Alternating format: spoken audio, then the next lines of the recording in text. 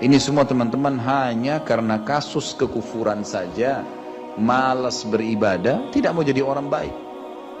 Hanya itu sederhananya. Lalu kenapa teman-teman? Apapun was-was syaitan yang mengatakan orang beriman itu susah, itu bohong semuanya. Demi Allah orang beriman itu bahagia, tenang, bisa mendapatkan semua dunia. Allah janjikan, tidak mungkin salah.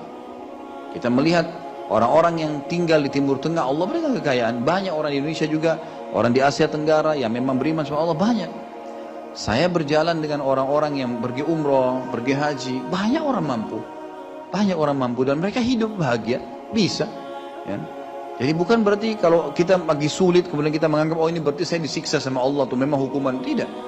Antum harus berubah. Kata Allah SWT, innallaha la yughayyiru ma biqaumin hatta yughayyiru ma bi anfusihim. Allah tidak akan mengubah nasib satu kaum sampai mereka mengubah nasibnya. Maksud daripada ayat ini adalah, kata sebagian ulama, kalau seseorang muslim dia memohon, merengek, mengadu sama Tuhannya dan meminta apapun sampai dia minta menjadi seorang raja dunia, akan dikabulkan oleh Allah asal dia mau mengubah dirinya. Lalu Allah akan bukakan kepadanya peluang-peluang untuk mencapai apa yang sedang dia minta itu. Dan Allah sebaliknya akan mencukupkan kebutuhan seorang hamba kalau dia mengatakan cukuplah saya begini. Misal ada orang bekerja, dia dikasih sama Allah gaji, dia dapat gaji 2 juta, dimudahkan, dia diterima kerja seterusnya. Lalu dia mengatakan cukuplah seperti ini. Keluarga saya biayai 1,5 juta, sudah cukup, alhamdulillah, udah, nggak masalah. Allah cukupkan dia dengan itu.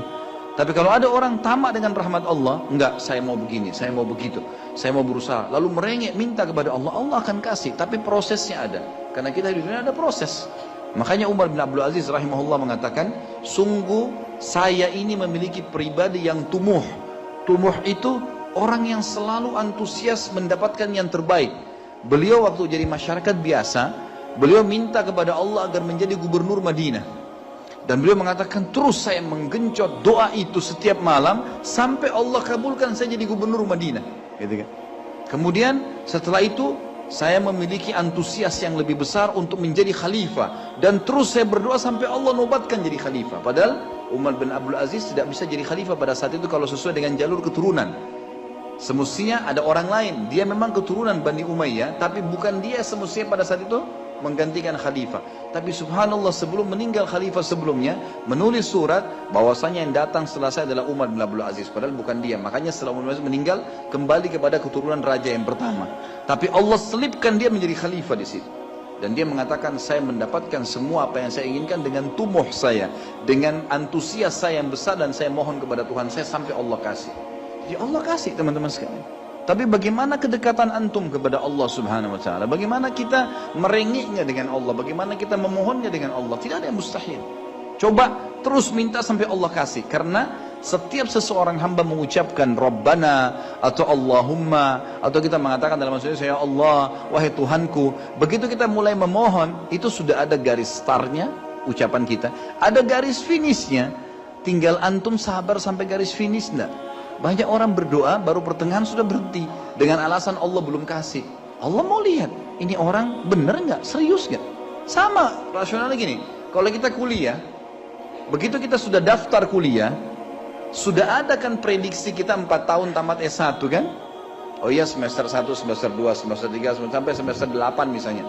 Ini yang saya tahu pada saat kami S1 di Madinah begitu ya. 1 tahun 2 semester, 1, 2. Tahun kedua, 2, 3, dan 4. Sampai semester 8 selesai S1. Baik, kita begitu daftar, pertama sudah tahu. Saya akan kuliah 4 tahun nih.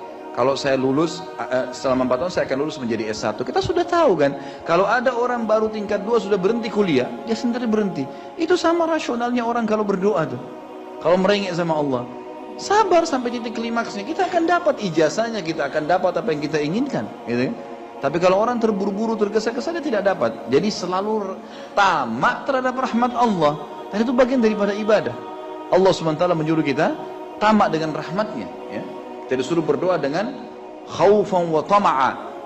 Khauf, takut dengan azabnya Allah, jangan masuk neraka, dan tamak terhadap rahmat Allah. Minta terus agar Allah SWT memberikan kepada kita rahmat yang luas, ditambah, diberikan karunia. Antusias teman-teman sekalian. Orang mukmin itu selalu optimis. Tidak ada kata-kata pesimis, tidak ada kata-kata putus asa, nggak ada kata-kata dendam. Berlalu, Qaddarallah ma syaa fa'al. Allah sudah takdirkan dan sudah terjadi.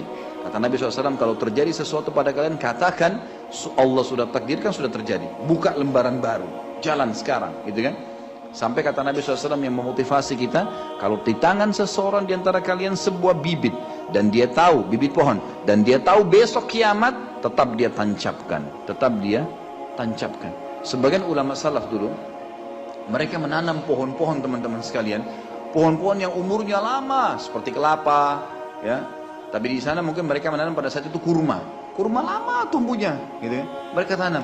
Sampai pada saat itu ada beberapa sahabat menanam pohon-pohon kurma yang masih kecil. Mereka di umur pada saat itu sampai alis mereka sudah putih dan turun menutupi matanya, saking tuanya, 80-90 tahun. Ditanya oleh murid-muridnya, kenapa anda masih menanam seperti ini, di umur seperti ini, gitu kan. Kata dia, Allah akan memberikan saya pahala di setiap gerak-gerik saya, termasuk ini. Bagaimana dia antusiasnya? Artinya ada hadis Nabi mengatakan tidak ada seseorang yang menanamkan sebuah pohon kecuali kemudian ada burung yang hinggap di situ, atau manusia ya yang hinggap bernaung, atau mungkin hewan-hewan, ulat atau apa saja yang memakan daunnya atau buahnya, kecuali jadi pahala buat dia. Jadi selalu ada motivasi untuk menjadi orang yang terbaik, ya. Makanya juga dalam masalah surga begitu. Kata Nabi SAW, kalau kalian minta surga Firdaus, surga yang tertinggi. Jangan bilang amal saya nggak cukup, enggak. Tamak dengan rahmat Allah, minta yang terbaik teman-teman sekalian. Kita tidak akan berubah kecuali Allah tidak akan berubah kecuali kita berubah dulu. Kita yang mengubah menjadi lebih baik. Ini poin yang harus digarisbawahi. Ini sebuah kaidah hidup, ya. Sehingga kita harus selalu optimis, dan begitulah keadaan orang-orang beriman. Allahu a'lam.